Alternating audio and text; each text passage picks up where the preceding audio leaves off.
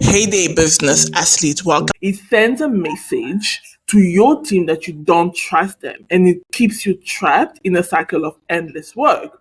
The more you try to maintain control, the more things seem to spiral out of control. And it's at this point that we need to start challenging the belief.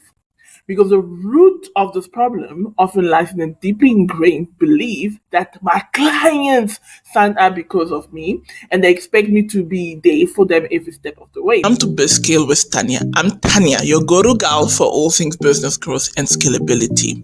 Whether you are diving into the online business world, kickstarting your tech startups, or hustling with your small and medium-sized enterprise, this podcast is your one-stop shop for no-nonsense discussions and practical tips to level up your game. We are cutting through the noise to bring you the insight you need, from demystifying challenges to outlining actionable strategies. We've got your back. Join me and some industry rock stars as we share stories, drop wisdom bombs, and map out your route to success in today's fast-paced business landscape. So buckle up, folks. BizScale with Tanya is here to help you crush your goals and scale your biz like a pro. Let's dive in and get down to business. Are you feeling the squeeze when it comes to making your business really click in the market? Are those profits not quite hitting the mark no matter how hard you hustle? Well, perk up those ears because we've got something special just for you. It's time to turn the tide on those financial woes and set your sight on some serious growth. So let's cut to the chase. How do you know if your business is crying out for a helping hand? Here are 3 dead giveaways. Your bank account's looking a little sad lately. You are banging your head against the wall trying to break into new markets. Clients are slipping through your fingers faster than you can say customer retention. Does that sound familiar? Then, if it does, it's time to shake things up. Our business audit is like a GPS for your profitability, guiding you to smoother waters and bigger paydays. This is for you if you are tired of watching your hard-earned cash vanish into thin air, if you are ready to dial in your business for profit without sacrificing quality, and if you are serious about building a business that stands the test of time. Here's the lowdown. We'll take a deep dive into your expense, sniff out the fat, and cook up a plan to trim it down while beefing up your cash flow. But hey, let's keep it real. This isn't some overnight success and miracle story here. It's about rolling up your sleeves and making those smart moves that pay off big time down the road. So if you are ready to kick those financial blues to the curb, hit us up.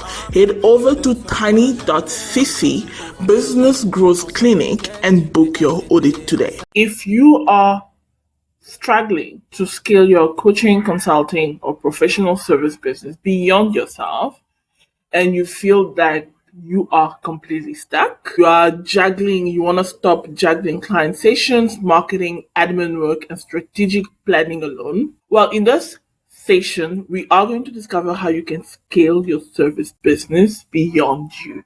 So buckle up for the next 20 minutes or so, and we will walk you through the exact mindset and perspective you need to have today so you can start scaling your business beyond yourself, the shifts that you need to make, and also we are going to walk you through when you are looking to exit your business, what are the things you are going to have to do to ensure you get the most out of your investment. So, through this discussion, we are going to cover how you're going to learn to effectively delegate responsibilities so you can focus on high value activities and strategic planning so that you can achieve sustainable growth, because we want to unlock the path to scaling your business without sacrificing quality or your own well-being. Because right now, you are feeling the treadmill effect. You feel like you're running on a treadmill, working hard but not getting anywhere. The demands on your time and energy are growing, but your capacity is not. You are hitting a ceiling where your business can't grow any further because you are stretched too thin. You've been running on adrenaline, constantly firefighting, and it feels like your business is controlling you rather than the other way around. So at this point, the relentless pace is not just physically draining, It's emotionally exhausting. You love your clients and your work, but the constant pressure to manage every aspect of your business is wearing you down. And the dream of creating a successful service business is turning into a nightmare of endless to-do list and sleepless night. And the fundamental issue is that it's not just about the exhaustion. It's actually about recognizing that is a fundamental bottleneck that's preventing your business from scaling. You are probably spending countless hours perfecting your services, ensuring every client interaction is flawless. In your mind, this is necessary to uphold the reputation of your brand. You might be reluctant to delegate tasks, believing that no one else can deliver the same quality you do. So maybe you are micromanaging every detail from client onboarding to follow up, thinking this is the only way to ensure consistency. Ironically, these actions intended to protect your business are the very thing that are stifling its growth. By not trusting others to help, you are limiting your potential and burning out in the process. Thus, micromanagement isn't just exhausting, it's counterproductive. It sends a message to your team that you don't trust them, and it keeps you trapped in a cycle of endless work. The more you try to maintain control, the more things seem to spiral out of control. And it's at this point that we need to start challenging the belief. Because the root of this problem often lies in a deeply ingrained belief that my clients sign up because of me and they expect me to be there for them every step of the way. This belief makes it incredibly hard to delegate because you fear that any deviation from your personal touch will lead to client dissatisfaction and ultimately to them leaving. You believe that your presence is the key value proposition of your business, and without you, it would crumble. But I want to bring your attention to this particular thing. What if your clients actually value the outcomes and results they achieve through your program, your IP, your processes, if you run an accounting firm or something of the sort, more than your constant presence? And what if they appreciate a seamless professional service that doesn't depend solely on you? Have you ever considered that? The shifting mindset is crucial because it opens the door to scalable solutions that can enhance the client experience rather than diminish it. Because while understandable that you want to hold on to your baby, it causes you to take on more than you can handle and is ultimately unsustainable. It's really essential to challenge this mindset and recognize that with the right systems and team, you can maintain your standards while scaling your business. Because right now, you're probably feeling exhausted, overwhelmed, and a bit stuck. You might be anxious about the idea of letting go and trusting others, fearing that your business will suffer, and clients will leave if you're not personally involved in every details. Paralyzing fear is also something that you are feeling. This fear can be paralyzing, keeping you from taking the necessary steps to grow the business. So right now, we can agree that anxiety is a constant companion for you. It's not just the fear of delegating tasks, it's the fear of losing control over something you've built from the ground up. The thought of someone else interacting with your clients, making decisions, or handling critical tasks fills you with dread. You are scared that if you delegate, your business will lose its unique touch, and clients will notice that difference, and not like good type of difference. So it's definitely not in a good way. That's your fear. But the reality is that in order for you to gain freedom, enhance your business services or products quality, and ensure that your clients are satisfied, you need to overcome this fear. There is power in delegation, and it's time for you to shift your perspective. Could you imagine a business where you have a capable team supporting you, allowing you to focus on high impact activities that drive growth? By trusting others and implementing a systemized approach, you can maintain the quality of service while expanding your reach. So, take for example, a business coach we worked with who initially struggled with delegation. She was wary of hiring assistants, fearing they wouldn't meet high standards. But after creating a structured training program and clear processes, she brought on a team who could handle routine tasks with the same case she did. So this allowed her to focus on strategic growth and high value client interactions, resulting in a significant increase in her business revenue and reach. Because right now, every night, you are lying awake thinking, how can I possibly grow my business without sacrificing quality? The truth is, it doesn't have to be an either or situation. You can scale your business by exceptional service and reclaim your time. This involves a mindset shift and strategic planning, but it is entirely achievable. So take, for example, a story that I quote on They Got Acquired, which is a podcast and a media company, which absolutely makes my point. It is that of Nicole Spencer, the founder of Authentic Conversion. Like you, she struggled with the idea of delegating and scaling a business. Nicole realized that her biggest barrier to growth was feeling like she had to do everything herself. However, by training her former coaching students to join her as contractors and implementing a systemized approach, she was able to scale a business significantly. Nicole's company grew to $3 million by 2023, with more than 50% of that revenue being profit. A success story proves that it's possible to grow your business without compromising on quality. And by the way, she recently exited the business as she was ready for a change in lifestyle. She felt a bit burnt out, as she shared, and I believe her transition period ends in September 2024, as shared in the article. And I have thoughts on why the acquisition was a 7-figure deal and not an 8-figure deal, because it could have been an 8-figure deal, and we'll cover it towards the end. So you want to stay tuned for that.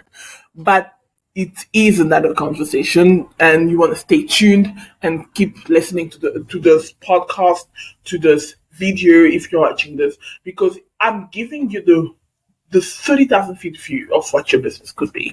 And don't get me wrong, it's completely natural for you to feel anxious about letting go and trusting others with your business. Your dedications to your clients is admirable. It's admirable and shows how much care you have about the success.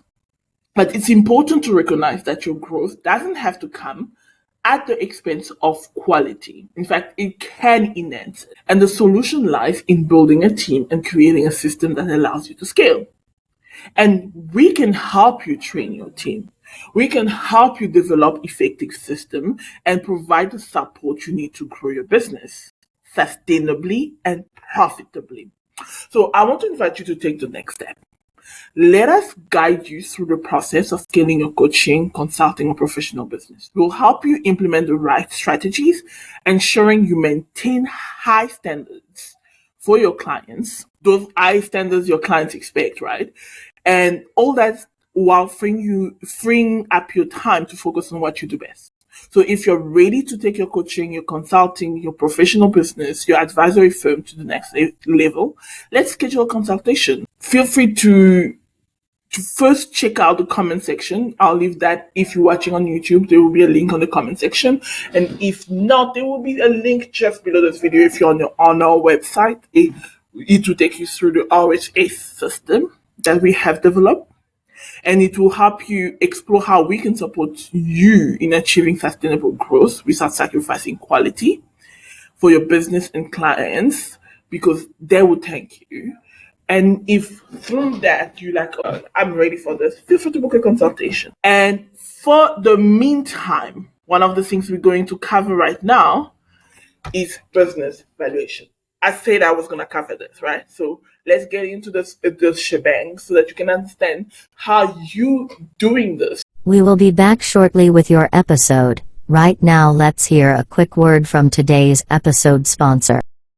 Are you tired of living paycheck to paycheck? Do you dream of financial freedom? Are you tired of the rat race and would like more time with your loved one and friends, making memories that will last you a lifetime? You may want to download Building a 20 Million Portfolio, How I Created Financial Freedom by Aurelian Amaka, a successful entrepreneur, founder of System.io, and author. So why not give it a try? Download Aurelian's book now and start building your own path to financial freedom by heading to tiny.cc/freedomb. Scaling your business sustainably and profitably and doing the things that we just discussed can lead to you having the biggest payout of your life because you've spent so many years building this business, and it can pay off beyond you making it to 7 figures. But for you to understand that, you need to understand what the hell is business valuation and how you having all that will work for you. So business valuation are factors that influence the sales price of your business. So this is what we can currently discussing, and I am going to take the example of the that we discussed from the article because it's public. So let's say, for example, one thing I can actually say is that the valuation of a business can vary widely depending on multiple factors. For a business generating 3 million in revenue with 50% profit margins, one might expect the following valuation ranges. And I'm going to share two form of valuation ranges. There are different approaches, so it will depend on who's valuing your business. One is EBITDA. You will often hear that thrown around, which is usually, you'll see that I've taken the net profit because that's usually the profit before you deduct anything else, such as your interest, your taxes, expenses, your depreciations, all of that jazz. So that's usually what we take when we're talking about EBITDA. You could, when there's a conservative estimate saying that they're not going to buy at a very high valuation, so they might just do 3x, 3 times your EBITDA. So that would be 3 times 1.5 million. So the valuation of your business might just be 4.5 million because this is because of the high profitability, the strong growth trajectory, and low overhead. For example, if now let's say they're saying, okay, you've got strong growth trajectory. Yeah, let's give you 5x your EBITDA, then your valuation will be 7.5 million, and this is what you will go to the market, put your business to the market at. So imagine you're making 1.5 million per year, and if you're looking to sell, you could sell it for that. Yeah. Then if your business is really great and you have such low overhead, high growth trajectory, and high profitability, and they can see that this industry is going to go far, yeah, for 1.5 million that you're making a year, you could get up to 10.5 million. Crazy, right? But let me take you to another approach, which is revenue multiple. This is usually, I've seen this being used a lot when you're buying businesses from solopreneurs, for example, where they take the valuation of your business, just the revenue. So let's say, for example, you've got bad records and your things are not in order. Yeah, they might just give you like 1x of your revenue. So let's say if your revenue is 3 million, they give you 3 million. If, for example, you have an average estimate, just like where they give you 7.5 million, they'll give you 6 million. So just look at the difference, 1.5 million difference for just maybe not having the proper records, the proper systems in place. That could happen. You could be losing 1.5 million throughout, and then even if the business has everything else and you don't have the right records, yeah, you get 9 millions. You've lost 1.5 million shift off just like that. But you still get like, even like just for it, you're still making great money from that little small business that you've been doing online. So as you can see, there's a difference in how these businesses are evaluated. But one of the things I'm actually going to take you through is through what are the requirements? What are they going to be looking at? So that instead of that would lead to you making 9 million or to making 3 million, because this is important for you as a business owner. So first of all, remember when I was talking about high growth sectors, high growth trajectory. So if the business operates in a high growth sector with strong future potentials, think of, for example, today it's AI. I think AI is a little bit, people are doing a bit too much for it, but yeah, that could lead to you having higher multiples of your business. Or let's say, for example, your business is very stable and it has recurring revenue. Because your business has recurring revenue and the growth is stable, and you have maybe diversified client base, all your clients do not just come from one sector, from one industry. Remember when people tell you you only have to have one source of where your clients come from, or one industry or one niche? Yeah, that can affect how you sell your business. Because if, let's say, all your clients are only coaches, that's a problem. Either if your clients have coaches, veterinaries, or maybe accounting firms and things of the sort, your business will do better when you're trying to sell it. So how diversified is your client base? How much of your revenue is recurring, and how stable is the growth? And how stable has it been? Has it been that 1 year you're making $1 million, the next year you're making $3 million, the year after that you're making 900,000? How stable your revenue has been over the years? That will determine how much money you make, right? I hope that got clear. It's just you can look at the industry, right, and how it's being sold. So, for example, with the case of Nicole Spencer's business, because the business has a proven business model, it's highly profitable and scalable. Normally, the sales would have been between 7 to 10 million. However, if the actual sale price falls between 2 and 6 million, that will suggest that some of the mitigation factors that could have been done, kind of like what I've covered, lowered the valuation. So, what are the things that could lead to that? So, you might have market perception and niche market. If the business is perceived to be too niche or dependent on a specific market segment, it will limit the attractiveness to a broader range of buyers, thereby reducing its valuation. Because there are different types of buyers. You have your strategic buyers, you have your financial buyers as well, and you have your corporate buyers. So if you are too niche, you might only get a strategic buyer, but you not necessarily might not attract the financial buyers and the corporate buyers, and you need that competition when you're trying to sell your business, so you can drive the price up. Then you have maybe your revenue and profit sustainability. If the buyers question the sustainability of high profit margin, if the revenue growth isn't consistent or predictable, that's why you need monthly recurring revenue. It will impact your valuation. And then they want to look at your scalability and growth potential. Because even if you have high margins, if the business doesn't demonstrate there's a clear path for scalable growth beyond your current operations, it will affect your valuation. And the biggest pet peeve is obviously dependency on you as the founder. Because if, let's say, for example, in her case, if despite her efforts to delegate, if the business was still perceived as heavily dependent on her personal brand, for example, her expertise and relationship, it will lead to a lower valuation. This is why I do not subscribe to the ideology that your personal brand is your business. I don't. Because here's the reality. You want to minimize the dependency on you as a business. So you want to have a leadership team that will manage the business independently of you and are able to make decisions and to do everything without you being there.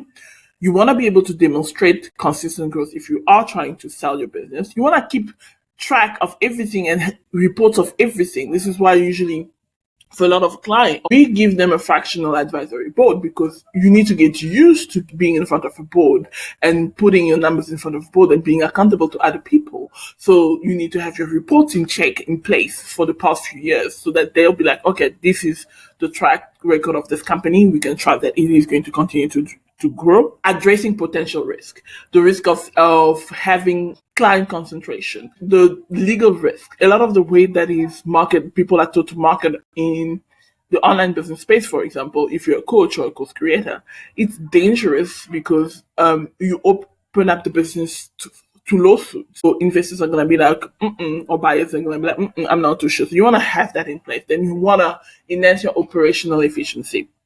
Automate where you need to be automated. Put system, have data rooms, because you wanna showcase that you have a scalable business model, and that comes down to your infrastructure. What is the infrastructure of your business? Can it grow?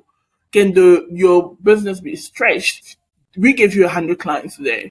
What would happen to your business? So you want to have showcase that even if later you can't handle 100 clients, is it part of your business model? And how is it part of your business model? You need to have those answers. And of course, you want to showcase that you have long lifetime value. When you get clients, the clients stay a long term for a long time. So you're not just training clients, and that you have that in place so that it's not always you running on a treadmill to get new clients, because that's not an attractive business to sell, to buy for somebody. And then you have to prepare for due diligence, because this is the biggest thing. Because all the things, everything we've covered, it needs to be in your data room, because that's what the investors want to see. Because if you have everything in place in your data room and you have all of that, the sale for your business will be far quicker. And this is why we offer exit coaching for our clients. Because at Wiz Digital Academy, with the support of our expert coaches, we believe in helping you to maximize the sales value of your business. This is why we have one of our support coaches who has been in private equity and financial planning for over 2 decades. His role when he works with you, because he's also part of your fractional advisory board, is to help you optimize the business financial health, operational efficiency, and market positioning, so that you are able to make your business more attractive to buyers and potentially increase its valuation. And we have a change management expert as part of our coaches as well, that is going to provide you with strategies to build a strong management team, document processes, and transition client relationship, so that we can minimize the dependency on you as a founder and can showcase that your business has continuity. And one of the key things is because our coaching will identify the area for process improvement and automation, helping your business streamline operations and reduce costs, because we want to have that in place. We want to ensure that your business is operationally efficient to appeal to investors. And of course, with the support of our coaching, we will help your business develop and implement effective growth strategies, track key performance metrics, and diversify your revenue stream, so that you're able to demonstrate sustainable and scalable growth. Because when it comes down to this, it's about optimizing every aspect of the business, from the financial to operations, that your coaching business will ensure that you have a premium price, that you feature a premium price. And we help you with that, because we want to create a business that can transition to new ownership, use the need for lengthy earnout periods. Because if you do not have that, they will ask you to transition the business for a long time. They'll ask you to stay on the business maybe for a year or two, so that they make sure that they get everything that they need. And so that you do not have to stay around for your business. So if that's something that sounds like a plan for you, feel free to apply to Brand to Scale, which is a program that covers this, that we will be covering that. Join the waiting list. There's a waiting list there, and you will be invited to a private event where we will be walking you through how we support you, but also giving you a kind of like an open house where you are able to understand if you should even be joining this program, but we'll also be equipping you with certain tools to improve your business through that masterclass. On this note, I hope you enjoyed this episode of the podcast or this conversation on YouTube, and I hope to see you soon. I know I'm on leave, but we'll be posting a couple of podcast episodes where we've been guests, and that will probably support you even further. On this note, see you.